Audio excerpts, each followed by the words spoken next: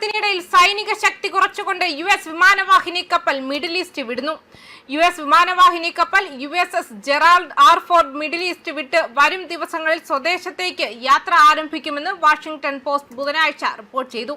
Middle ഈസ്റ്റിൽ നിന്നും പുറപ്പെടുന്ന USS ജെറാൾഡ് ആർ ഫോർഡ് മേഖലയിലെ 3 US വിമാനവാഹിനി കപ്പലുകളിൽ ഒന്നാണ്. ഹോർമുസ് കടലിടുക്കിലെ ഉപരോധം നീക്കാൻ US പ്രസിഡന്റ് ഡൊണാൾഡ് ട്രംപ് വിസമ്മതിക്കുകയും ഇറാനിൽ പുതിയ സൈനിക നടപടിയെക്കുറിച്ച് ആലോചിക്കുകയും ചെയ്തിരിക്കുമ്പോഴാണ് ഈ സംഭവ വികാസം. US ഇറാൻ ചർച്ചകൾ സ്തംഭിച്ചിരിക്കുന്ന സാഹചര്യത്തിൽ വിമാനവാഹിനി കപ്പലിന്റെ തിരിച്ചുവരവ് 10 മാസത്തിലേറെയായി അവിടെ വിന്യസിച്ചിരിക്കുന്ന ഏകദേശം 4500 നാവികർക്ക് ആശ്വാസം നൽകുന്നു. വാഷിംഗ്ടൺ പോസ്റ്റ് പ്രകാരം USS George H.W. Bush, USS Abraham Lincoln എന്നിവയാണ് മറ്റ് 2 വിമാനവാഹിനി കപ്പലുകൾ. ഇറാനിയൻ തുറമുഖങ്ങളിൽ നിന്നും എണ്ണയോ ചരക്കുകളോ കൊണ്ടുപോകുന്ന കപ്പലുകളെ ലക്ഷ്യമിട്ട് US ഉപരോധം നടപ്പിലാക്കാൻ ലിങ്കണും ബുഷും അറബിക്കടലിൽ പ്രവർത്തിക്കുന്നതിനാൽ ഫോർഡ് ചെങ്കടലിൽ വിന്യസിച്ചിട്ടുണ്ടെന്നും വാഷിംഗ്ടൺ പോസ്റ്റ് റിപ്പോർട്ട് ചെയ്തു.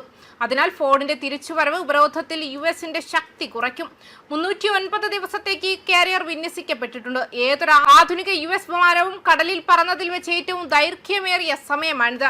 ലോണ്ടറി റൂമിലെ തീപിടുത്തവും നിരവധി നാവികർക്ക് പരിക്കേറ്റതും ടോയ്ലറ്റുകളുടെ പ്രശ്നങ്ങളുമാണ് കപ്പലിന്റെ ദീർഘകാല ഉപയോഗത്തിന് തടസ്സമായത്.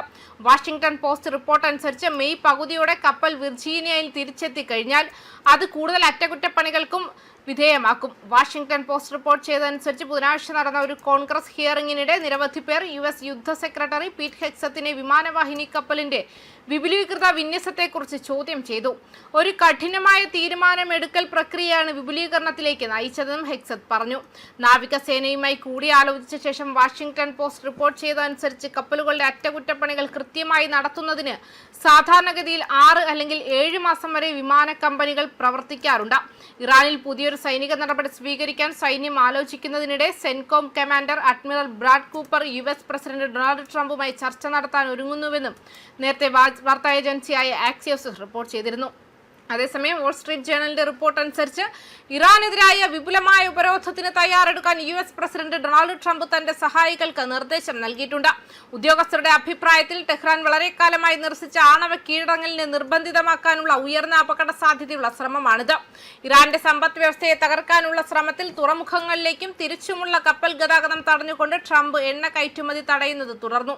ഉപരോധം നിലനിൽക്കുന്നതിനേക്കാൾ അപകട സാധ്യതയുള്ള മറ്റ് മാർഗങ്ങൾ ബോംബിംഗ് പുനരാരംഭിക്കുക അല്ലെങ്കിൽ സംഘർഷത്തിൽ നിന്നും പിന്മാറുകയാണെന്നും അദ്ദേഹം വിലയിരുത്തിയതായി the Wall Street Journal report ചെയ്തിട്ടുമുണ്ട്. News desk Karma news.